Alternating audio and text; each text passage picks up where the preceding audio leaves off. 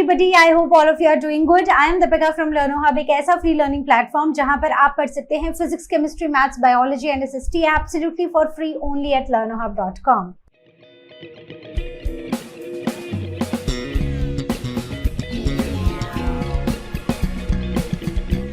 तो आज हम शुभारंभ करने जा रहे हैं आईसीएसई क्लास 7 ज्योग्राफी के फर्स्ट चैप्टर से, और चैप्टर का नाम है टोपोग्राफिकल शीट्स, जहां पर हम कलर, साइन, सिंबल, बहुत सारी चीजें पढ़ेंगे जो कि टोपोग्राफिकल शीट्स में यूज होती हैं. So without wasting any time, let's get started.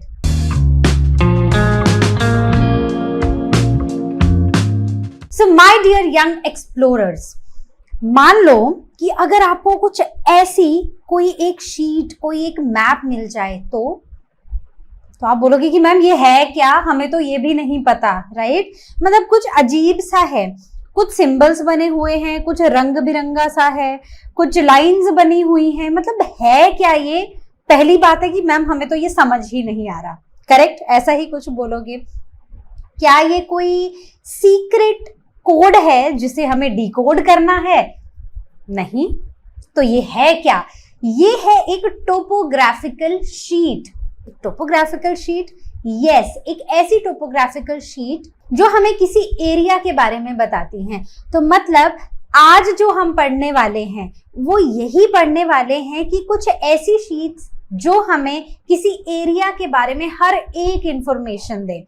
वो क्या होती हैं, कैसी दिखती हैं, और उनकी कलर कोडिंग, उनके सिंबल्स, उनके साइंस, बस यही सब हम इस चैप्टर में पढ़ने वाले हैं. तो अगर सिंपल वर्ड्स में टोपोग्राफिकल शीट्स का मतलब समझे तो टोपोग्राफिकल शीट्स एक ऐसा स्पेशल सा मैप होता है जो हमें सिर्फ एक जगह को नहीं दिखा रहा है, सिर्फ उसके बारे में नहीं बता रहा, बट उसका एक तरह से ना असली लुक हमें दिखा रहा है कि क्या वहाँ रोड्स हैं, या वहाँ माउंटेन्स हैं, वहाँ बिल्डिंग्स हैं, वहाँ कोई रिवर है, कैनाल है, पॉन्ड है, लेक है, क्या है वहाँ पर.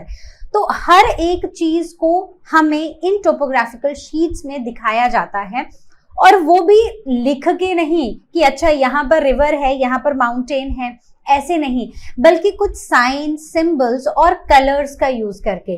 तो यही कलर्स, सिंबल्स, साइंस जो हैं, इनको हम इस चैप्टर में समझेंगे, ताकि अगर आपके सामने कोई टोपोग्राफिकल शीट रख दे तो आपको बिल्कुल भी प्रॉब्लम ना हो उसको डिकोड करने में.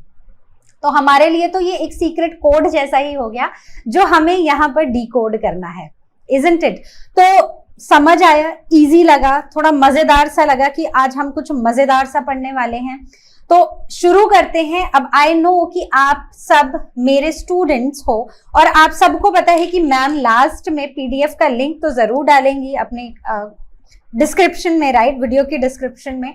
तो इसलिए जो मैंने बोला है वो एग्जाम में अगर आ जाए तो आप कैसे लिखोगे वो मैंने यहाँ पर लिखा है. तो टोपोग्राफिकल शीट्स कुछ लार्ज स्केल मैप्स के जैसे होते हैं that show both natural and man made features, मतलब जो हमने बनाए हैं और जो नेचुरली अवेलेबल फीचर्स हैं, जैसे कि माउंटेन्स, जैसे रिवर्स, राइट, और वैसे ही मैन मेड जैसे कि रोड्स, बिल्डिंग्स जो हमने बनाए हैं. तो हर चीज को टोपोग्राफिकल मैप्स दिखाते हैं. तो ये वो स्पेशल वाले मैप्स होते हैं. So they include natural features like mountains, hills, rivers, lakes, plateaus and cliffs, and they also contain the man-made features like settlements, roads, railways, wells and embankments. So in topographical sheets को in short एक और नाम भी दिया जाता है, and that is topo sheets, right? So I'll write it here. So topo sheets. तो topography अगर हम वर्ड का मतलब समझने की कोशिश करें ना, टोपोग्राफी वर्ड का मतलब होता है शेप और फीचर्स किसी भी एक लैंड के. ठीक है, किस शेप की वो लैंड है, करेक्ट, और उसके फीचर्स क्या क्या हैं. जैसे एक मोबाइल फोन खरीदते हैं ना, कि अब एक मोबाइल फोन जो है उसकी शेप क्या है. से आजकल वो फोल्ड वाले फोन्स भी आते हैं, राइट. पहले वो फोन्स आते थे जो इस तरह हॉरिजॉन्टल में हम यूज करते थे. तो कौन सा शेप है और फीचर्स क्या है कि उसके अंदर क्या क्या है. जैसे यहाँ पर क्या माउंटेन्स है, वहां पर हिल्स हैं, कुछ प्लेटूज हैं, या फिर कुछ रेलवे ट्रैक्स, रोड्स और वेल्स हैं. So these are the different features that we talk about. So I hope ये आपको समझ आ गया होगा. इवन जब हम माउंटेन्स और हिल्स की बात करते हैं ना, तो यहाँ पर कितनी स्टीप वो हिल है या कितनी स्टीप वो माउंटेन है, उसकी हाइट क्या है। इवन जब हम वाटरफॉल्स की बात करेंगे ना, यहाँ पर वाटरफॉल के सिंबल्स को देखेंगे तो हम ये जानेंगे कि वो भी बहुत क्लियरली हर एक वाटरफॉल कितने हाइट से गिर रहा है, या एक माउंटेन की हाइट क्या है, या फिर एक माउंटेन स्टीप है या नहीं है, वो हर चीज हमें मैप बता देता है बिना किसी वर्ड का यूज किए। ठीक है, कैसे होता है ये तो हम धीरे धीरे समझ ही लेंगे। So the shape of the land is represented with contour lines. ठीक है, क्या होती है आप यहाँ पर देख रहे हो, यहाँ पर कुछ लाइंस हैं, कुछ पतली पतली भी लाइंस हैं, कुछ ये मोटी मोटी भी लाइंस है, राइट। सो ये लाइंस जो होती है ना, ये हमें किसी भी एरिया का, ठीक है, एक तो शेप बताती हैं लैंड की, and these are the imaginary lines. Basically आपसे पूछा जा सकता है कि what are the contour lines, right. So are they actually present? No, they are imaginary lines that join points of equal elevation on the earth surface. अब जैसे अगर हम एक माउंटेन की बात कर रहे हैं तो माउंटेन को ऐसे ही दिखाया जाता है, मतलब उसकी एलिवेशन को दिखाने के लिए, उसकी शेप को दिखाने के लिए हमें लाइंस के थ्रू, इन कॉन्टूर लाइंस, इन इमेजिनरी लाइंस के थ्रू हमें उसकी शेप और उसकी हाइट और उसकी स्टीपनेस, कितनी जेंटल स्लोप है या स्टीप है वो दिखाया जाता है।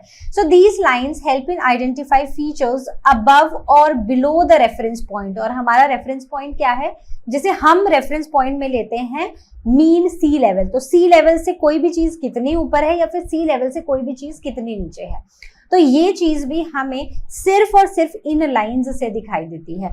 और इन लाइंस में अगर आप एक देखो ना, अगर ये लाइंस आपको दिखाई जा रही हैं और इन लाइंस के ऊपर ना कुछ नंबर भी लिखा हुआ है ना। मान लो आप एक ना पहाड़ पे चढ़ रहे हो, ठीक है, मान लो ट्रैकिंग करने निकल गए आज आप अपने फ्रेंड्स और फैमिली के साथ, और पहाड़ पे चढ़ना शुरू कर दिया। तो जैसे जैसे आप चढ़ते जाओगे उसकी आपकी हाइट बढ़ती जाएगी, मतलब ग्राउंड लेवल से आपकी हाइट बढ़ती जाएगी, होगा ना ऐसा। तो बस ऐसे ही इन्हीं लाइंस को मैप में, मतलब इस हाइट को मैप में कैसे दिखाया जाता है, इन लाइंस के थ्रू, समझ गए। अब जैसे ये वाला जो सबसे लास्ट वाली लाइन है, इट इज लाइक जो भी हमारा मीन रेफरेंस पॉइंट है, जैसे हमारा जो रेफरेंस पॉइंट है से ग्राउंड लेवल है, ठीक है, तो ये वाला जो लाइन है ये ग्राउंड लेवल से 100 मीटर ऊपर है, और जब तक हम सबसे उसकी हिल की टॉप पे पहुंच जाते हैं तो वो 600 मीटर अबव द ग्राउंड है, right. So these lines and these numbers, they are of very much importance जब हम किसी टोपोग्राफिकल शीट को स्टडी करते हैं। बात समझे आप। अब इसी के लिए ना मैंने आपके लिए एक और एग्जाम्पल रखा है। केक सब खाते हैं, सबको पसंद है, बर्थडे पे सब केक कट करते हैं, राइट। और जब आप छोटे थे तब तो आप अपने बर्थडे का तो केक आप कट करते ही थे, लेकिन आप सबके बर्थडे का केक भी कट करते थे। ऐसे ही होता ना, फ्रेंड्स के बर्थडे पे जाएंगे तो हाथ साथ में वो नाइफ पकड़ के केक काटेंगे, किसी भी बड़े का बर्थडे तो भी आप ही काटेंगे। तो केक का मुझे ऐसा एक एग्जाम्पल लगा कि जो मैं आपके साथ शेयर कर सकती हूँ। अब जैसे एक स्लाइस है, ठीक है, केक का एक स्लाइस हमने ले लिया। अब इसमें अगर आप देखोगे ना, so there are different layers, correct. तो ये हर लेयर एक तरह से ना एक अलग कॉन्टूर लाइन को शो कर रही है, करेक्ट। तो अब अगर हम एक हिल या माउंटेन की बात करें, अब जैसे इसमें भी एक लेयर, एक कलर जो है या एक लेयर जो है ना, वो एक कॉन्टूर लाइन शो कर रही है। अब अगर दो लेयर्स पास पास हैं, ठीक है, बिल्कुल पास पास हैं, इसका मतलब कि वो एक स्टीप वाली चढ़ाई है। मतलब जब पहाड़ पे आप चढ़ रहे हो ना तो बिल्कुल ऐसी खड़ी चढ़ाई है, स्टीप है एकदम, ठीक है। अगर यही लाइंस एक दूसरे से दूर दूर हैं, सो दिस मीन्स कि जो स्लोप है उस हिल की या फिर उस माउंटेन की, वो बहुत स्टीप नहीं है, जेंटल स्लोप है। मतलब ऐसे नहीं है पहाड़, ऐसे है, right? So if the lines, these contour lines are very near, very close to each other, पास पास हैं, so it means कि जो mountain या hill है, it is quite steep. If these contour lines are away from each other, मतलब वो थोड़ी distance पे है, थोड़ी दूरी पर है, इसका मतलब जो भी हिल या माउंटेन की हम बात कर रहे हैं वो हमें दिखा रही है कि ये हिल या माउंटेन थोड़ी जेंटल स्लोप वाली है, राइट।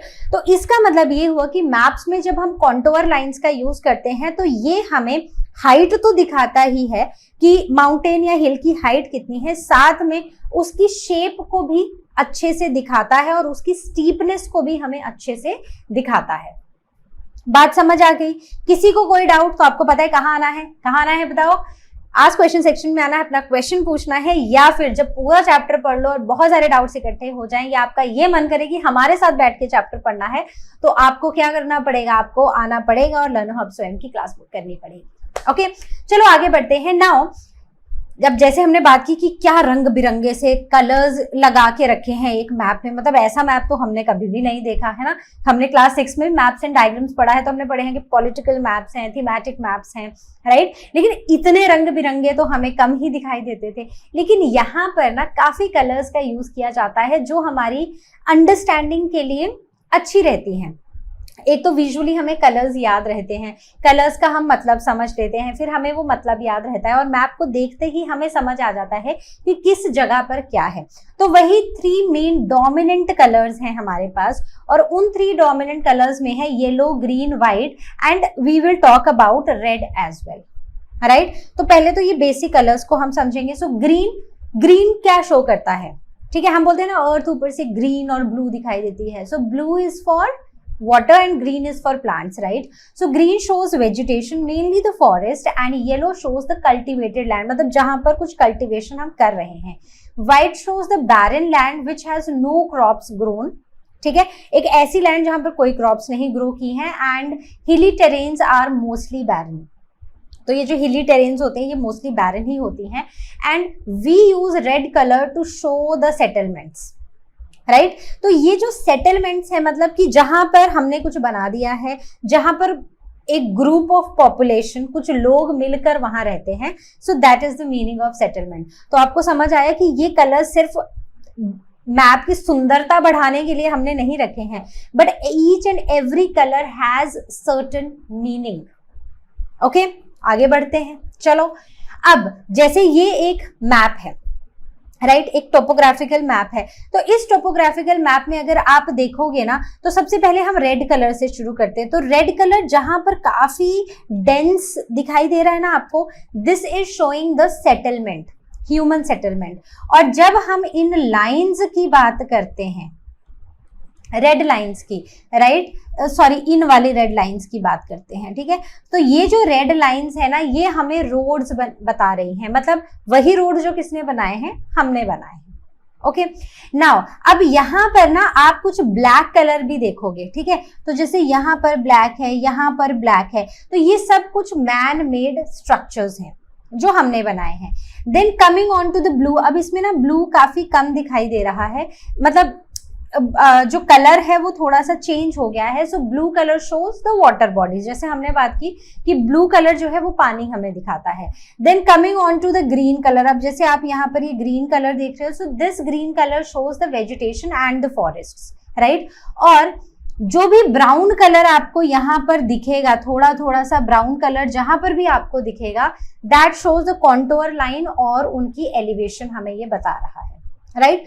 तो कलर्स का मीनिंग किसी भी टोपोग्राफिकल शीट में सेम ही रहता है।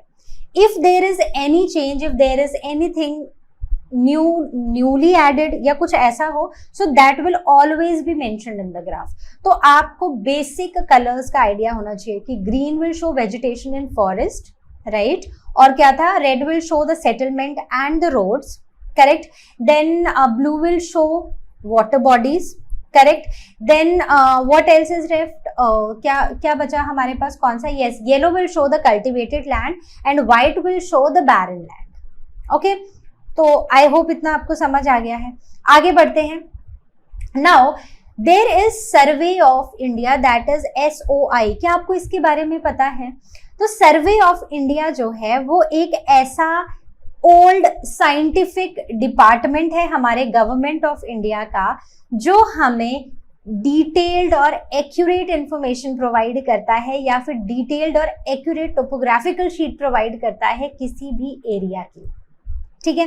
तो अब it is responsible for providing the topographical map coverage of the entire country, पूरी कंट्री की देगा।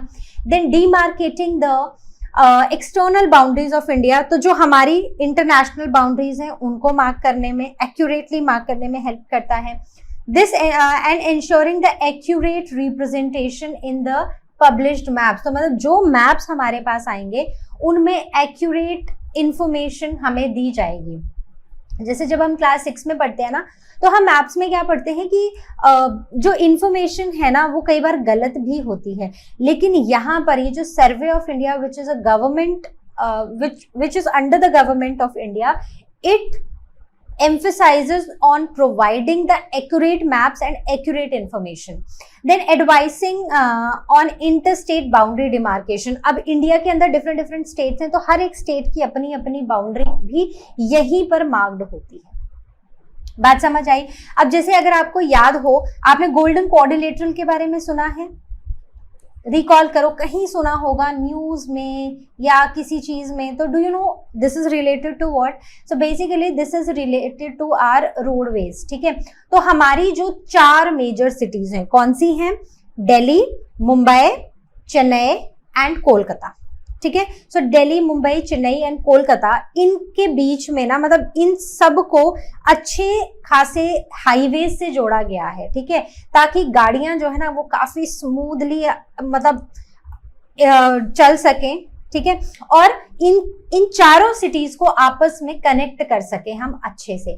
तो इस गोल्डन क्वाड्रिलेटरल को भी बनाने के लिए एसओआई ने कोई रोड पे जाके सर्वे नहीं किया है, बट यही टोपोग्राफिकल शीट्स का यूज करके उन्होंने ये पता लगाया कि अच्छा कहाँ पर वाटर बॉडी है, कहाँ पर ह्यूमन सेटलमेंट है, कहाँ पर रोड्स ऑलरेडी बने हैं, कहाँ पर कल्टिवेटेड लैंड है, कहाँ पर बैरन लैंड्स हैं।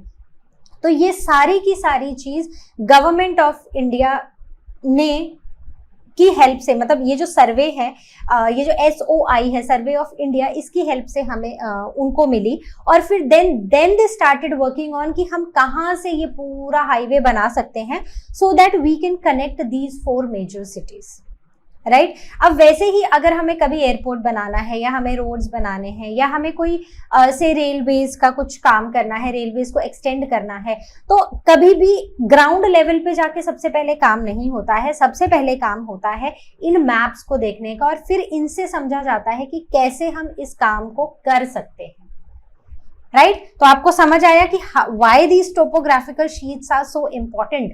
आई होप आ गया होगा, ठीक है। अभी बहुत कुछ है पढ़ने को, चलो धीरे धीरे पढ़ते चलते हैं।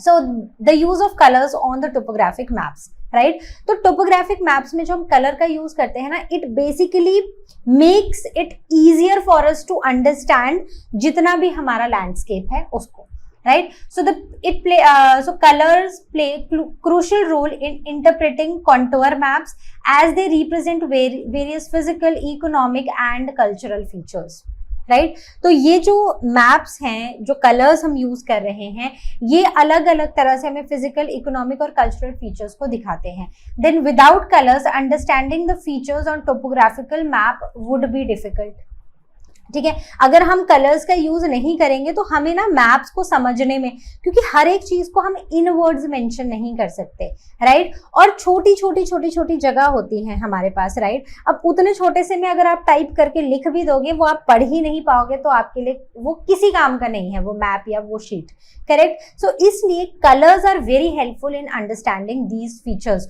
और सिर्फ कलर को देख के कि ये ग्रीन स्पॉट, ये ग्रीन स्पॉट, ये ग्रीन स्पॉट, मतलब vegetation and forest area, right? White, this is all barren land. So this is how the colors makes it easier for us to understand the things and to plan the things inside our country. So standard colors used in these maps are brown, black, blue, white and red. तो अब हम यही समझेंगे कि हर एक colour का मतलब क्या है। Starting with the brown colour, ठीक है। तो ब्राउन कलर जो होता है it is used for contour lines. तो हमने पढ़ा ना माउंटेन्स, हिल्स, उनकी elevation, right. So they represent the elevation and the shape of the land. So brown is related to contour lines and we know that contour lines basically हमें किसी भी land की shape बताती हैं और elevation बताती हैं। The numerical value indicates contour height are also in brown, right. तो ये जो न्यूमेरिकल वैल्यूज जैसे हमने डिस्कस किया, तो न्यूमेरिकल वैल्यूज हमें हाइट बताती हैं, कॉन्टोर की हाइट बताती हैं। तो क्या आप मुझे एक चीज बता सकते हो कि ये वर्ड कॉन्टोर का मीनिंग क्या है? सोचो जरा। तो वर्ड कॉन्टोर का मतलब ही शेप, एलिवेशन या हाइट होता है, राइट। तो आपको याद रहेगा वर्ड का मतलब, अगर आप समझ चुके हो तो बाकी आप लिख लोगे।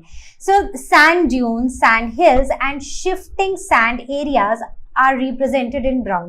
तो अगर हम किसी भी टोपोग्राफिकल मैप की बात कर रहे हैं और से वहां पर सैंड ड्यून्स हैं, सैंड हिल्स हैं, या फिर ऐसे एरियाज हैं जहां पर सैंड जो है वो शिफ्ट होती रहती है, तो उन केसेस में हम ब्राउन कलर का ही यूज करते हैं। सो brown colour will indicate the elevation, ठीक है। जैसे माउंटेन्स की भी अगर हम बात करें, तो अब एक छोटा सा just to let you understand the difference between these. So सबसे पहले है सैंड ड्यून्स। तो सैंड ड्यून्स क्या होते हैं?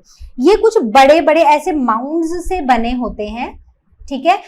सैंड के कैसे बनते हैं? जब हवा चलती है, कॉमनली ये हमें डेजर्ट्स में या कोस्टल एरियाज में दिखाई देते हैं, और इसका सबसे अच्छा एग्जाम्पल है सहारा डेजर्ट में हमें सैंड ड्यून्स दिखाई देते हैं, राइट। अब सैंड हिल्स क्या होती हैं? मतलब कुछ ऐसी हिल्स जो बड़ी होती हैं, ठीक है। मतलब कुछ ऐसे सैंड के स्ट्रक्चर्स जो काफी बड़े होते हैं साइज में, स्टेबल होते हैं, और ऐसे बनते ऐसे ही हैं, सैंड से ही बनते हैं, लेकिन ये एक जगह स्टेबल होते हैं। मतलब ऐसा नहीं है कि थोड़े दिन बाद वो जो पहाड़ है सैंड का वो उड़ जाएगा, ठीक है, ऐसा नहीं होगा। और इनके ऊपर ना ऐसे आपको वेजिटेशन दिखाई देती है। Nebraska in USA has these sand hills. Okay, एक एक एग्जाम्पल के साथ simple. Then shifting sand area. So shifting sand areas मतलब कि सैंड जो है ना वो शिफ्ट होती रहती है, कि हवा चली तो अभी इधर चली गई, हवा चली तो फिर उधर चली गई, फिर उधर चली गई, फिर पीछे चली गई। तो ये जो हवा के चलने की वजह से, मेजरली विंड की मूवमेंट की वजह से, जब सैंड अनस्टेबल होती है और वो मूव करती रहती है अपना place, so that is shifting sand areas. और ये हमें देखने को मिलता है इन थार डेजर्ट। कहां पर है थार डेजर्ट? बताओ जल्दी से। इंडिया में। कहां है इंडिया में?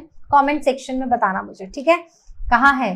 मेरे बोलते ही आपको याद आ जाना चाहिए डेजर्ट कहां है। Now coming on to the black color. So black color is used for names and abbreviations such as those for post offices, police station and railway station. तो इनको हम नाम लिखने या एब्रीवेशन के लिए हम ब्लैक कलर का यूज करते हैं। जैसे पोस्ट ऑफिस को हम लिखेंगे P.O. पुलिस स्टेशन को P.S. रेलवे स्टेशन को R.S. राइट, क्योंकि ब्लैक कलर जो है ना वो क्लियरली स्टैंड आउट करता है कहीं पर भी। तो इसलिए हम, मतलब किसी भी बैकग्राउंड में आप व्हाइट में लिख लो या फिर आपसे रेड में लिख लो, येलो में लिख लो, तो हर एक में ना ब्लैक कलर आपको काफी स्टैंड आउट करता दिखाई देगा। इसलिए हम इन नेम्स और एब्रीवेशंस को लिखने के लिए ब्लैक कलर का यूज करते हैं। So man made structures like railway tracks, telephones and telegraph lines, grid network, surveyed trees, graves and boundary pillars. So all of them are named and abbreviated using the black colour. Right now, the dry water bodies such as streams, ponds, tanks and river banks, जो dry हो गए होते हैं water bodies, उनको represent भी हम black से ही करते हैं। Then boundaries of international, state and district level are also marked with the black colour, right. तो याद करो वो जो हम पॉलिटिकल मैप ऑफ इंडिया देखते हैं, ठीक है, तो बाहर तो हमें बाउंड्री होती है इंडिया की जो इंटरनेशनल बाउंड्री होती है, और फिर अंदर स्टेट बाउंड्रीज हमें दिखाई जाती हैं विद द ब्लैक कलर, ठीक है। ऐसा तो नहीं है कि रेड कलर में होगी या किसी और कलर में होगी। सो जो मैप हम लेते हैं उसमें बाउंड्रीज हमें ब्लैक कलर से ही दिखाई जाती है। Now coming on to the next, that is blue colour. तो ब्लू कलर की बात करें ना, तो ब्लू कलर हमें पेरिनियल वाटर बॉडीज दिखाता है। मतलब पेरिनियल वाटर बॉडीज मतलब कुछ ऐसे वाटर सोर्सेज जो थ्रू आउट द ईयर रहते हैं, मतलब उनमें पानी रहता ही रहता है. So they don't get dried up, they always have water. Okay, so including the lined and underlined wells, tanks, ponds, rivers and seas. Map में, एक टोपोग्राफिकल शीट में या फिर मैप में हम कभी भी पेरिनियल वाटर बॉडीज को ब्लू कलर से ही शो करते हैं. क्यों? क्योंकि अभी हमने लास्ट में ही पढ़ा कि black colour we use for dried water bodies, so as to differentiate a dried water body and a perennial water body we use different colors. तो हम इसको मतलब एक ऐसा वाटर बॉडी जिसमें थ्रू आउट द ईयर पानी रहता है उसको हम ब्लू कलर से शो करते हैं. Now coming on to the next color which is white. So it is used to show barren and uncultivated land. मतलब एक ऐसी लैंड जो फर्टाइल नहीं है, राइट तो उन या फिर जहां पर कल्टीवेशन नहीं हो रहा है ऐसी लैंड्स को हम व्हाइट कलर से शो करते हैं.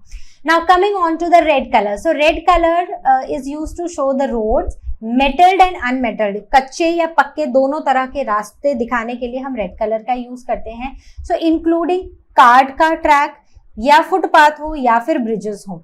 तो सेटलमेंट जैसे कि small, large, scattered towns and villages, जहां पर कोई रहता है या फिर वहां पर कोई नहीं रहता है, उसके लिए भी हम रेड कलर का यूज करते हैं. Then historical sites and structures including forts, towers and places of historic interest, antiquities, huts, whether temporary or permanent.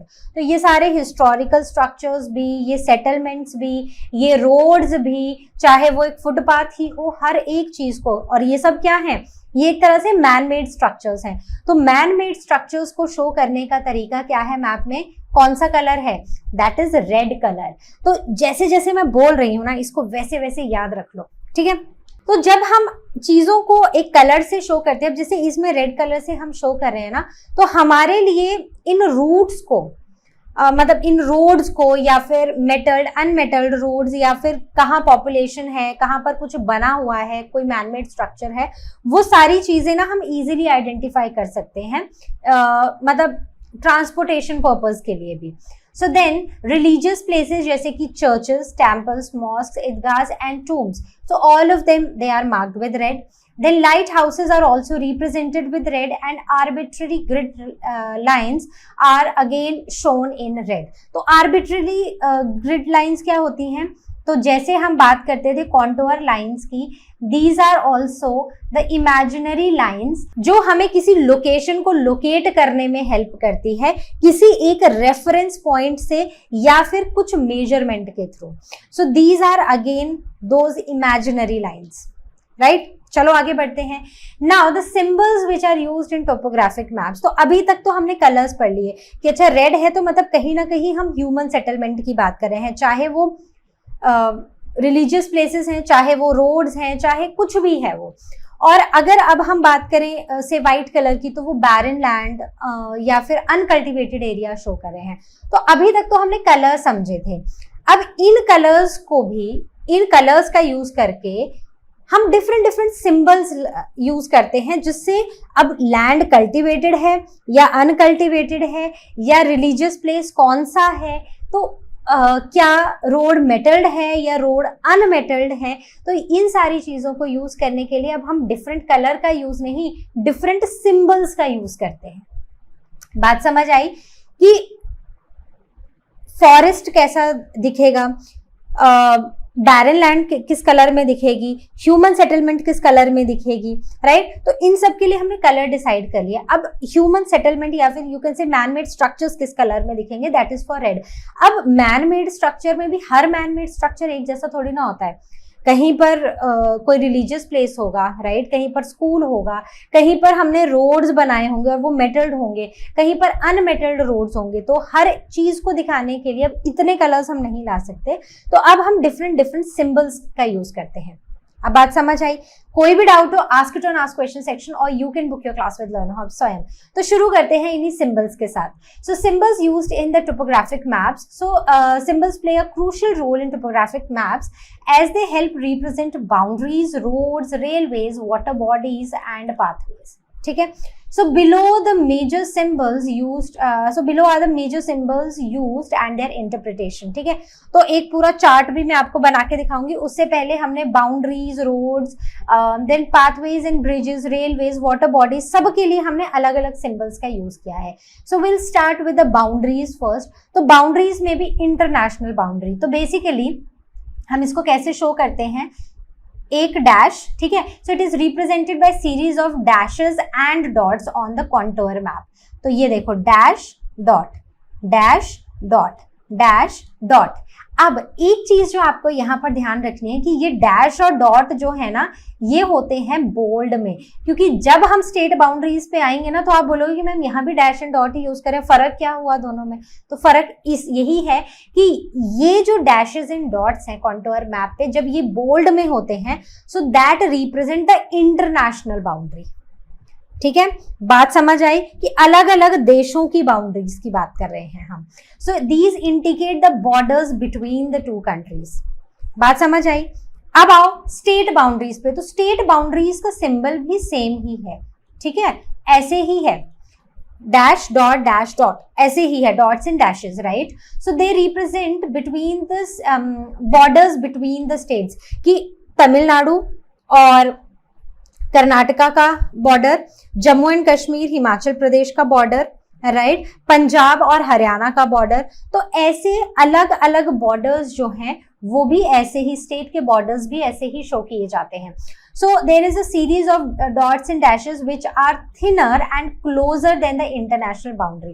तो अब जैसे इसमें मैंने क्या गलती की है, इसमें मुझे डैश और डॉट को ना पास पास बनाना है। तो मैं अगर इसको हटा दूं तो मैं इसको एक बार फिर से बताती हूँ। देखो, ये पतले होंगे और पास पास होंगे, ठीक है। तो वो बोल्ड में होगा and these will be thinner and closer together than the international boundary.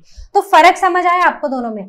फर्क सिर्फ इतना है कि वो बोल्ड में दिखाए जाते हैं डॉट्स एंड डैशेस, और यहाँ पर वो थिनर होते हैं और वो पास पास होते हैं, करेक्ट। अब आते हैं डिस्ट्रिक्ट बाउंड्रीज में। So they represent the borders between district within a state and it's shown in series of dashes. तो यहाँ पर डॉट्स का नहीं, यहाँ पर बस ऐसे डैशेस का यूज किया जाता है, राइट। तो बाउंड्रीज कैसे शो कर रहे हैं, इंटरनेशनल को dash and dot, dash dot dash dot, right, और वो भी बोल्ड में। स्टेट बाउंड्रीज डैश डॉट, लेकिन थिन और पास पास। डिस्ट्रिक्ट को कैसे करेंगे, डिस्ट्रिक्ट को सिर्फ डैश डैश डैश डैश लगाते जाएंगे, डॉट्स का यूज नहीं करेंगे, करेक्ट। चलो आगे बढ़ते हैं। Now coming on to the metalled and unmetalled road. तो मेटल रोड पक्का रोड्स होते हैं और अनमेटल्ड होते हैं हमारे कच्चे रोड, ठीक है। So they are represented by two red parallel lines, ठीक है। तो ये हो गए रेड पैरेलल लाइंस, करेक्ट। कौन से कलर में, ह्यूमन सेटलमेंट है, राइट। तो ह्यूमन ने कुछ बनाया है, correct. So these are shown with the red, क्योंकि हम किसी भी ह्यूमन मैन मेड स्ट्रक्चर को रेड से दिखाते हैं। So these are the when they are red and double line, parallel line, so it shows the metalled or the पक्का roads. So they indicate the tarred roads or the developed infrastructure. अब आते हैं unmetalled roads पे। तो unmetalled roads को ना हम broken parallel lines से शो करते हैं। कैसे? ऐसे, ठीक है। लाइंस पैरेलल होनी चाहिए, ये वाली पैरेलल नहीं हो पाई, हुई तो आगे वाली भी नहीं है, बट आपको पैरेलल बनानी है, correct. So they indicate the undeveloped region with non tarred road. मतलब एक ऐसा रोड है, अब अगर हम बात करें दिल्ली में हर रोड कैसा है, नेशनल कैपिटल है, हर रोड काफी अच्छे से मेटल्ड रोड्स हैं, करेक्ट। तो वो एक डेवलप्ड एरिया है। लेकिन यही आप किसी गांव में चले जाओ ना, तो वहां पर आपको रास्ते तो मिलेंगे लेकिन वो प्रॉपर टार्ड या मेटल्ड नहीं होंगे। So this shows the difference, okay. तो ये क्या है, एकदम स्मूथ रोड्स, और ये कैसे हैं, जिनमें हम ऐसे बम्पी राइड लेते हुए जाएंगे, ओके। चलो आगे बढ़ते हैं, ओके।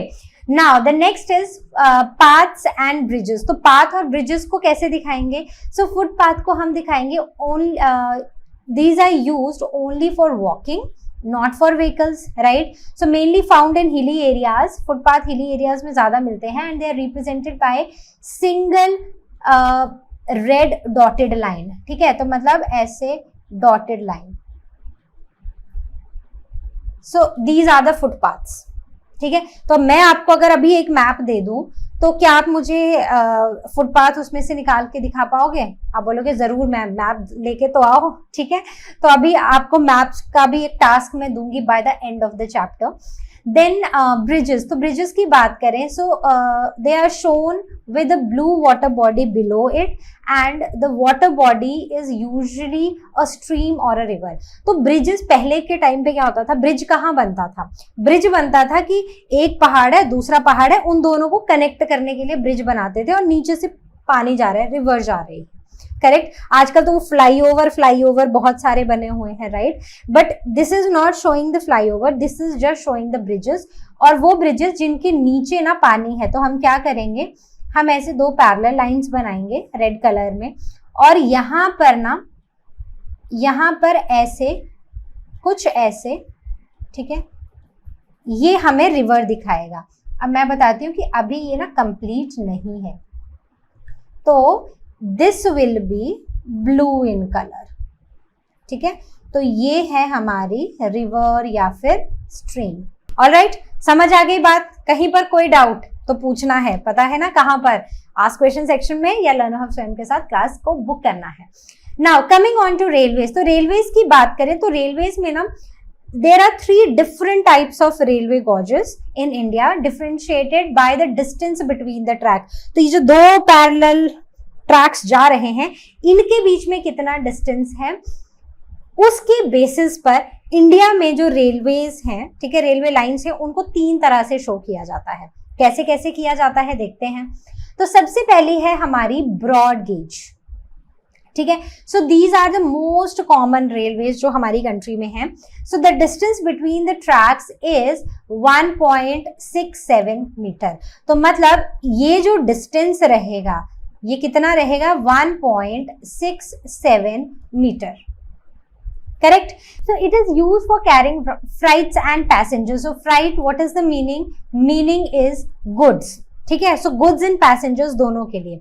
अब मान लो ना एक बड़ा सा हाईवे है, ठीक है, आजकल बने ना 6 लेन 4 लेन 6 लेन 8 लेन हाईवेज, राइट। तो वैसा ही एक हाईवे समझ लो, ठीक है।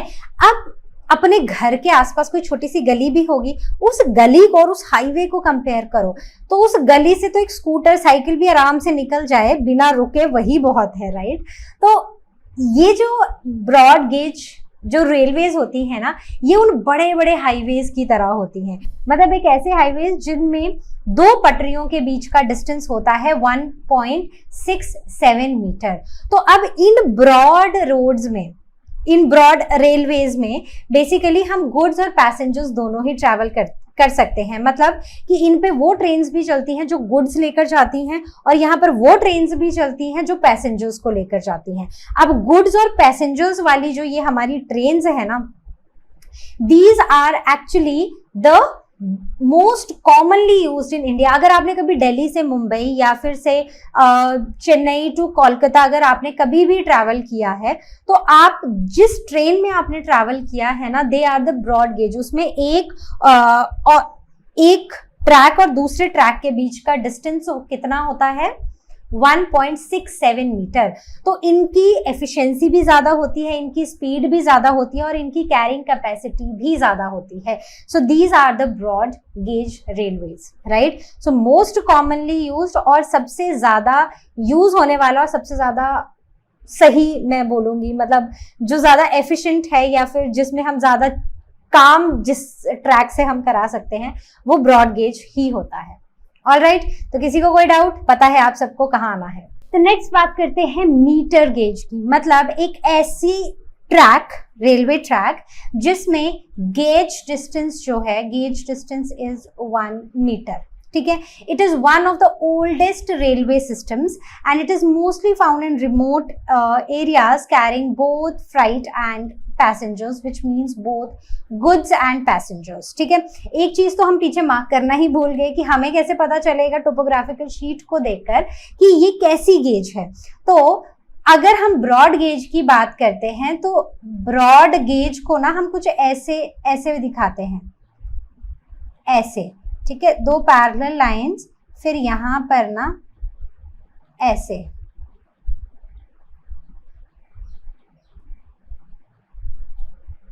ठीक है, बात समझ गए? चलो आगे बढ़ते हैं। So now coming on to the metre gauge. तो मीटर गेज को ना हम ऐसे दिखाते हैं, एक लाइन लगाएंगे और फिर उसके ऊपर उसको बीच बीच से ऐसे ना कट कर देंगे, ठीक है। So this will show the metre gauge. So अब तो मान लो एक रास्ता है ना जहां पर सिर्फ छोटी छोटी गाड़ियां जाती हैं, बड़े ट्रक्स नहीं जा पाते हैं, ठीक है। तो वो ऐसा रास्ता, ठीक है, कुछ मीटर गेज के जैसा होता है। जैसे वो रास्ता बड़ा बड़ा जहां बड़े बड़े ट्रक्स सब कुछ जा सकता है, एक हाईवे के जैसा, वो होता है ब्रॉड गेज। और एक ऐसा रास्ता जो छोटा है और जहां सिर्फ कार्स जा सकती हैं, वो है मीटर गेज। तो मीटर गेज एक ऐसा रेलवे ट्रैक है जिसके ऊपर गुड्स पैसेंजर्स दोनों वाली ट्रेन चल सकती हैं। लेकिन अगर हम इसको ब्रॉड गेज से कंपेयर करें तो ये उतना स्ट्रॉन्ग और पावरफुल नहीं होता है, और जो रेलवे की स्पीड होती है ना, वो भी कोई बहुत ज्यादा नहीं होती है। अगर आप कभी राजस्थान या मध्य प्रदेश के छोटे छोटे अगर आप एरियाज में अगर आप जाओ तो वहां पर रेलवेज ही हैं, और रेलवेज में जो गेज लेंथ है दैट इज 1 मीटर। तो इनको हम छोटे छोटे या रिमोट एरियाज में जो हमारा ट्रेन होती है, जहां मतलब रेलवे ट्रैक्स जो होते हैं, वो मीटर गेज होते हैं। और सबसे ओल्डेस्ट सिस्टम इंडिया में यही वाला है। लेकिन अब क्या हो रहा है, अब हम अपनी रेलवेज को भी अपग्रेड कर रहे हैं, इसलिए काफी सारी जगह मीटर गेज को ब्रॉड गेज में कन्वर्ट किया जा रहा है। अब चलते हैं third type, that is the last type, which is narrow gauge. तो इसमें जो डिस्टेंस बिटवीन द ट्रैक्स होता है, इट इज 0.72 मीटर, और इसको हम ऐसे दिखाते हैं, ठीक है। तो मतलब एक पतली सी गली, एक छोटी सी गली जहां पर सिर्फ साइकिल या स्कूटर या मतलब समझ लो कि सिर्फ 2 व्हीलर जा सकता है, तो ये कुछ वैसा ही होता है। तो यहाँ पर ना सिर्फ लाइट रेलवेज चलती हैं। लाइट रेलवेज मतलब बिल्कुल हल्की, मतलब ऐसी जिसमें हम गुड्स तो हम बिल्कुल नहीं ले जा सकते हैं, सिर्फ पैसेंजर्स जाते हैं। और पैसेंजर्स भी यूजुअली हम ये ना टूरिस्ट अट्रैक्शन के लिए ज्यादा करते हैं, या टूरिस्ट डेस्टिनेशंस के लिए। ऐसी जैसे अगर कोई शिमला गया है तो शिमला में भी ऐसी ही ट्रेन्स चलती हैं जो सिर्फ पैसेंजर्स को लेकर आती हैं, और ये हमने बनाई ही सिर्फ टूरिस्ट अट्रैक्शन के लिए है। सो कैरिंग ओनली द पैसेंजर्स। और ये अगर आप देखोगे मसूरी में या शिमला में, ये यूजुअली हिली टेरेन्स पे होती हैं, जहां पर ना बहुत हैवी लोड तो ये कैरी नहीं कर पाती हैं, सिर्फ पैसेंजर्स ही जाते हैं। और साथ के साथ पैसेंजर्स को जो सीनिक ब्यूटी है, क्योंकि ये टूरिस्ट डेस्टिनेशंस हैं, तो यहाँ पर पैसेंजर्स को जाने के लिए और आसपास मतलब जो ट्रैक का जो रास्ता होता है, मतलब जो रेलवेज का वो जो पूरा रास्ता होता है जहां पर ये पूरा ट्रैक बना होता है, it is full of natural beauty, the scenic beauty. So this is the purpose of making these narrow gauges, right. Now coming on to the water bodies. Okay, did I mark this? हाँ, तो इसको हम ऐसे show करते हैं, ठीक है, ये मैंने बॉक्स में लगा दिया, एक स्ट्रेट लाइन, करेक्ट। अब आगे चलते हैं। Now coming on to the water bodies. तो वाटर बॉडीज में ना अलग अलग तरह की होती है, जैसे छोटी छोटी रिवर्स हैं या नाले हैं या स्ट्रीम्स हैं। नाला क्या होता है, मतलब एक छोटा सा एक ऐसा पैसेज जहां से ना पानी जा रहा है, नाले से पानी जा रहा है ना। So they are represented by the specific symbol which is wavy or the broken blue lines, ठीक है। तो मतलब कुछ ऐसे होती हैं, ये ऐसे ब्रोकन, जैसे एक वेवी सी लाइन है और फिर वो बीच में टूट के अब वो 2 में डिवाइड हो गई है। वहीं पर अगर हम रिवर्स और नदी की बारिश करें, अब ये ना स्मॉल रिवर्स या स्ट्रीम्स या नालास का बातें हैं, they are not always like throughout the year ये नहीं होते हैं। एक तो क्योंकि ये वाटर बॉडी है तो ये ब्लू कलर में शो की जाएगी, ना कि रेड कलर में, ठीक है। So I will just change it over here ताकि आपको कंफ्यूजन ना रहे। Okay, so let me first change the colour of my pen. तो इनको ना कुछ ऐसे वेवी और फिर ऐसे शो किया जाता है, ठीक है। अब ये ना पूरा साल नहीं होती है, बट जब बहुत ज्यादा बारिश होती है ना, तो बारिश के टाइम पे ये छोटी छोटी नालियां, छोटी छोटी नदियां बहना शुरू कर देती हैं। और जब ये बारिश बंद हो जाती है तो ये भी चली जाती है, मतलब ये सारा अपना पानी मेन रिवर्स में ड्रेन करती हैं, और बस इतना सा ही इनका काम होता है। देन रिवर या फिर जिसे हम नदी भी बुलाते हैं, तो रिवर को शो करने के लिए कुछ ऐसा होता है ये, ठीक है। So this is all blue in colour, ठीक है। तो इसको आप पूरा ब्लू से फिल कर लो,